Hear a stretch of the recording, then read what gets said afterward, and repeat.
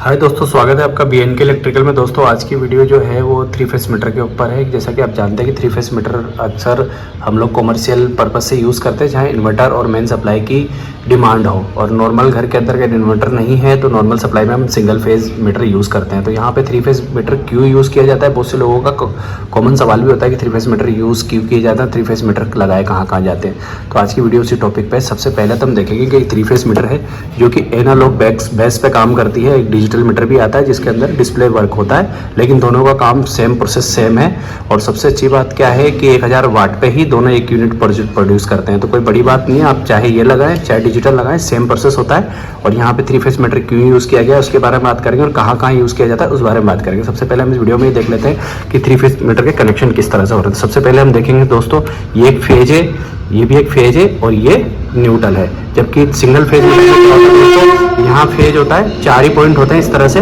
तो यहाँ फेज होता है, यहाँ फेज निकलता है, ठीक है, और यहाँ न्यूट्रल होता है, यहाँ न्यूट्रल निकलता है। लेकिन 3 फेज मीटर के अंदर थोड़ा सा डिफरेंट होता है, जहाँ फेज निकलता है वहीं पे दूसरा फेज आएगा, जहाँ पे ये फेज निकलेगा वहीं पे दूसरा फेज आएगा। अगर यहाँ न्यूट्रल लगाएंगे तो यहीं न्यूट्रल आएगा, यहाँ न्यूट्रल लगाएंगे तो यहीं न्यूट्रल आएगा। तो ये चीज़ें 3 फेज के अंदर हमेशा आपको ध्यान रखनी है, सबसे अच्छी बात। तो दोस्तों यहाँ तक आप समझ गए सारी चीज़ों को। और एक बात ध्यान रखें कि 3 फेस मीटर अब यूज़ कहाँ होता है, वहाँ पे हम उस टॉपिक पे चलते हैं। सबसे पहली बात तो ये है कि हमारा जो सर्किट है, ठीक है, जिस तरह से मान लीजिए एक ये रूम है, ठीक है, अब ये एक रूम है। अब इस रूम के अंदर आपको किस तरह से कोई सर्किट ले जाना है, तो एक होता है पंखे के लिए, एक होता है ट्यूबलाइट के लिए, ठीक है। ये पॉइंट जो होता है वो ये है, ये देखिए आप यहाँ पे, ये जो आप देख रहे हैं ये इन्वर्टर की लाइन होती है जो कि पंखे और ट्यूबलाइट में ही काम आती है, इसके सॉकेट वगैरह नहीं चलते हैं। और ये होते हैं पावर की लाइन। पावर की लाइन किस लिए होता है दोस्तों, मैं यहाँ बताता हूँ आपको। जैसे AC है, AC में आप देख रहे हैं ये पावर की लाइन है, ठीक है।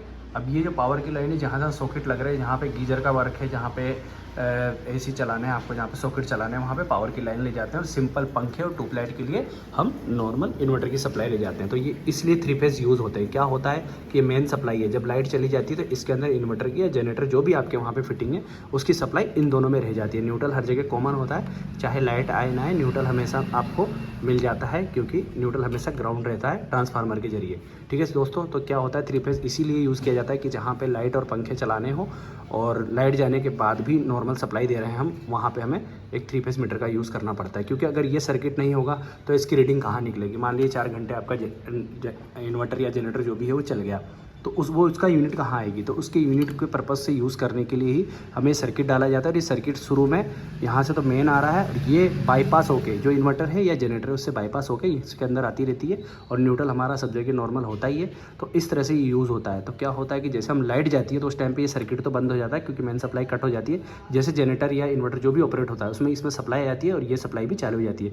इस वजह से पंखा और ट्यूबलाइट कॉमन तरीके से चालू हो जाता है। तो दोस्तों बस इसी वजह से 3 फेज हम मीटर यूज़ करते हैं। और इनको फिटिंग करने का तरीका भी यही है कि जब भी आप 3 फेज मीटर लगा रहे हैं, एक सर्किट आप ये देखेंगे, एक सर्किट ये इन्वर्टर का है, ये हाफ उसका AC और गीजर वगैरह और सॉकेट वगैरह के लिए है, और ये वहाँ रूम से डायरेक्ट न्यूट्रल आ रहा है। तो इस तरह से सर्किट बिछाए जाते हैं। और उसके बाद हमने ये जो आपका MC बॉक्स होता है वहाँ से 3 सर्किट निकाले हैं, एक तो फेज देने के लिए, एक इन्वर्टर की सप्लाई देने के लिए, एक वहाँ का न्यूट्रल कॉमन न्यूट्रल देने के लिए। तो इस तरह से 3 सर्किट, 1 2 ये तो रूम से आ रहे हैं सीधे, ठीक है, और ये 1 ये 2 और ये 3, ये जो मेन लाइन बिछाई गई है इसको सप्लाई देने के लिए, जिससे सप्लाई आगे पहुंचाई जा सके रूम के अंदर। तो इस तरह से सर्किट बनाए जाते हैं दोस्तों मीटर के लिए, और मीटर में इस तरह से यूज़ करके भरा जाता है। तो आप आगे से आई होप कि आपको समझ में आ गया होगा कि 3 फेज मीटर क्यों यूज़ किया जाता है, कहाँ यूज़ किया जाता है। फिर भी आपका कोई डाउट रहता है तो एक वीडियो और अच्छी सी बना दूंगा मैं आपके लिए। आप इस वीडियो को देख के कोई चीज़ समझ में नहीं आ पा रही है तो आप मुझे ज़रूर बताइएगा, कमेंट कीजिएगा। जय श्री राम।